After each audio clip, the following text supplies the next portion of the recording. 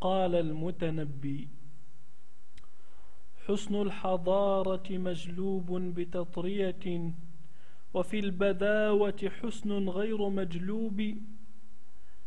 أين المعيز من الآرام ناظرة، وغير ناظرة في الحسن والطيب.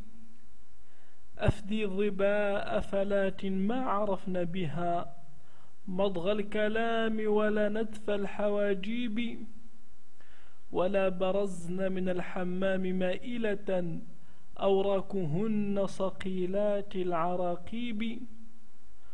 ومن هوى كل من ليست مموهة تركت لون مشيبي غير مخضوب. ومن هوى الصدق في قولي وعادته رغبت عن شعر في الرأس مكذوب.